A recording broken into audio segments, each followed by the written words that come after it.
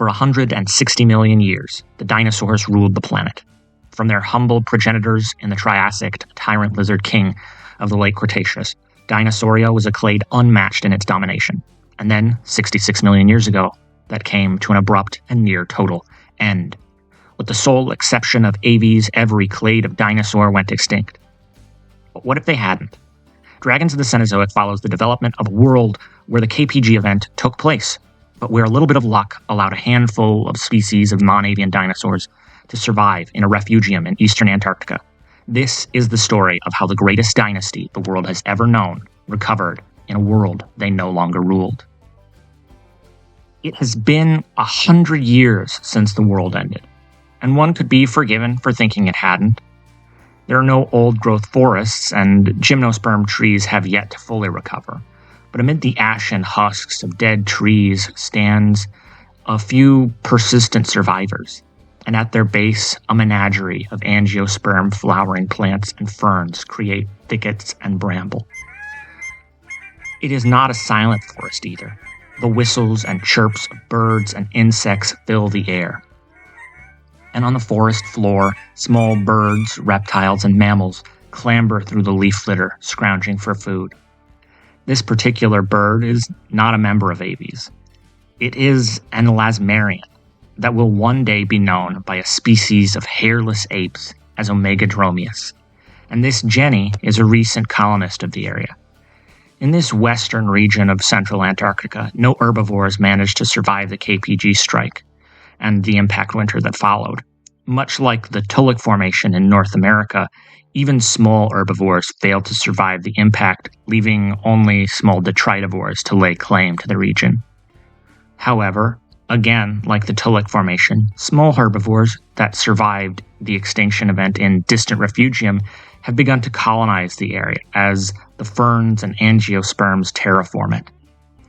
This female is one of the largest animals in the region and has lived much of her life without fear. The largest theropod, Antarctolestes, could barely even threaten her as a hatchling. Now that she is a 12-kilo adult, she is more than 10 times the weight of even the largest theropod on the planet, and more than capable of dealing with one of the little para-avian predators. Even the shores of the streams and lakes are completely safe to linger at, as crocodilians have yet to recolonize the region. On the macro level, crocodilians and their relatives survived the KPG event handedly, but in regions like Antarctica, climate change prior to the KPG and the decade without summer that followed it led to localized extinctions that the region has not fully recovered from. With the last of the giant temnospondyls, who likely could have weathered the climate change, having been driven to extinction 54 million years prior, the waters are without any dangerous ambush predators, and so she is safe to sip and linger. That security is what has driven her from her home further east into these lands, where once the little elasmarians had their populations held in check by larger predators and then scarcity caused by the meteor impact, now they experience scarcity caused by overpopulation. So now she ventures into the strange new lands to make a home for herself. But soon she discovers that she and her kind are not the only surviving non-avian dinosaurs to move into this area. Grundling through the underbrush towards her is one of the few animals in Antarctica that approaches her in weight.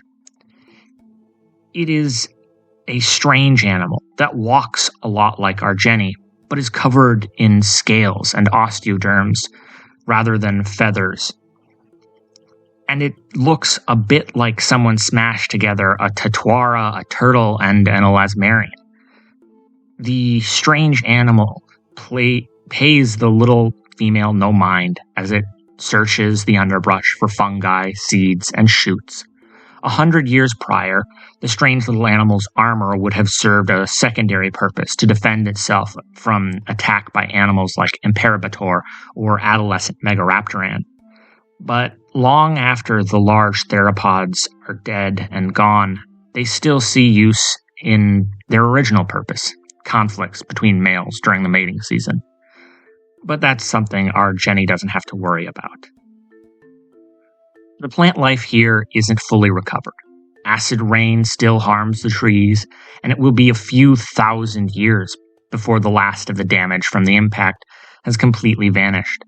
But the world is already moving on. Last video, we looked at the lone surviving non-avian theropod, Antarctolestes. This week, we will look at our other speculative small survivors, the elasmarian Omegadromius and the basal thyreophoran Eoaspisaurus. Let's start by looking at the little elasmarian.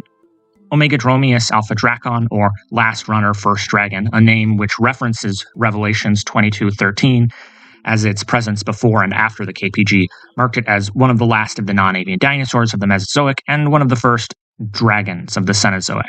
A relative of Tyrannosaura of the Snow Hill Island Formation further west, Omegadromius has a significant number of similarities to its cousin, and there's still an argument as to whether the genus is valid.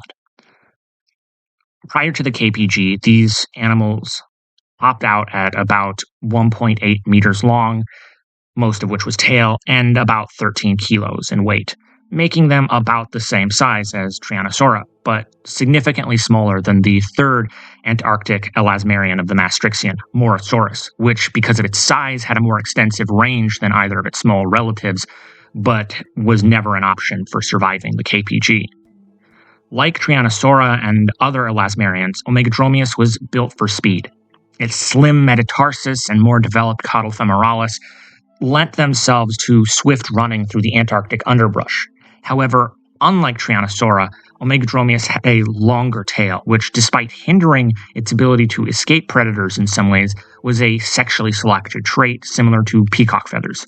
This is in part because, unlike Antarctolestes, Omegadromius had more primitive plumaceous feathers rather than the pennaceous feathers of paraavians, which provided a broader surface to display from.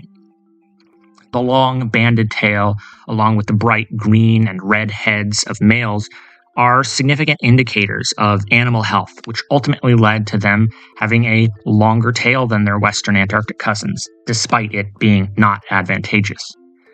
The Lopez de Potando formation of Seymour Island shows that the Cretaceous-Paleogene extinction in Antarctica was as severe as lower latitudes. However, we know from the colonization of the Tulloch Formation by surviving herbivores that post-KPG landscapes were not all uniform. In their small refugium in eastern Antarctica, Omegadromius persisted through the worst of the extinction because of the combination of factors. The first being its slower growth rate and its reaching of sexual maturity long before skeletal maturity. With its less resource-intensive growth rate, the animals were able to make do with less, and with its early sexual maturity, the rapid K-style reproduction strategy, it meant that despite high mortality rates suffered during the impact winter, the species maintained a robust population in order to prevent falling into an inbreeding depression. Another significant factor for the elasmarians' survival was their semi-fossorial nature.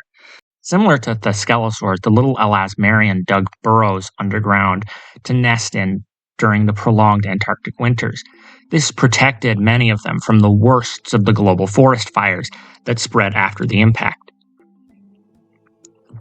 A third important factor is that despite predominantly being herbivores, Omegadromius was able to eat rotting trees to consume fungi, insects, and crustaceans living within them, much like larger ornithopods are known to have done. These factors, combined with a little bit of luck, allowed the persistence of Omegadromius while its relatives went extinct. Most of these factors also apply to the lone surviving thyreophoran, Eoaspisaurus, which in many ways resembles its Campanian relative Jacopil of South America.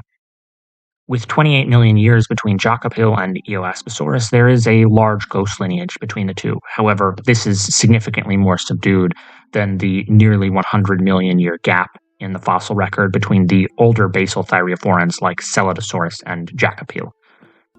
While it would be easy to write off Eoaspisaurus' survival under an umbrella description of the surviving non-avian dinosaurs, as all being small semi-fossorial generalists, to do so would minimize some of the unique elements that played a role in this small thyreophorans survival. Unlike the Jurassic thyreophorans, Eoaspesaurus had a much more efficient and derived masticatory system, similar to its ancestor Jacopele, which possibly evolved this as a means of processing tougher desert plants, but was useful in the Antarctic climate to process tougher woody plants, which animals like the long-toothed ankylosaur and Tarctopelta would not have been able to exploit, and which allowed it to subsist in part as a detritivore during the impact winter. In addition to this efficient method of mastication, Eoaspesaurus also had a unique caudal fat store in its tail, similar to what some lizards have today and what some Carcharodontosaurs may have had. Like Jacopele's superior mastication, these caudal fat stores may have evolved first as a prominent feature for life in the desert, but were repurposed to sustain the animals during periods of torpor in the Antarctic winter. These desert adaptations, repurposed for Antarctic survival, gave Eoaspesaurus the edge it needed to survive while others did not. With food in abundance and no large predators to speak of, members of both of our species have begun to get larger and a little bit slower than their pre-KPG counterparts. Nothing even statistically relevant, but as time goes on, that will change. There are 3 loosely connected continents for our little survivors to expand across and diversify in, and as the world continues to recover, these little survivors will not remain little for long. So now that we've introduced the 3 survivors, I'd like to discuss the 4th survivor that wasn't. In his hour-long talk for the Royal Tyrrell Museum of Paleontology on mammal survival and the KPG extinction, Dr. Greg Wilson discussed how in the Tulloch Formation, insectivores and detritivores appear to have been the only survivors in the region of Montana after the KPG, with herbivores recolonizing the region later. Because of this, I strongly considered a theoretical Patagononychine alverosaur as a second theropod. While the latest known South American Patagononychine is the 71-kilo Bonapartenychus, making it entirely too large to have been a plausible survivor, it's unlikely to have been the only Gondwanan alverosaurid at the time period, with preservation likely being the answer to where the little Maastrichtian Patagononychines are. An animal about the size of Patagononychus, or the more basal Alverosaurus, seems like it could have been a more plausible survivor, feeding on small insects that survived the extinction. However, I ultimately decided that their more specialist diets would have hindered their survival too much, and that these small Alverosaurids may have survived the impact, but ultimately would have been unable to survive the scarcity of the impact winter, even with a generous helping of luck. So there you have it, the 3 surviving clades of non-avian dinosaurs that we will be following as they spread out from Antarctica into South America, Australia, and eventually North America. Next video, we will jump further forward into the Danian stage of the Paleocene to see how our little survivors and the mammals they lived alongside have adapted to a world without giants. And before I go, I want to thank everybody who subscribed to the channel and liked the first video. I know this project doesn't have the production value of some of the more recent Spec Evo projects on YouTube or the art quality of some of the staples, so I'm very thankful that you'd give it a shot. Just like with the last video, I'll provide the links to all the scientific papers that I used as references in the comments below. If you've got any comments or questions, be sure to ask and I'll try and get to them if possible. Thank you for stopping by, and I'll see you soon.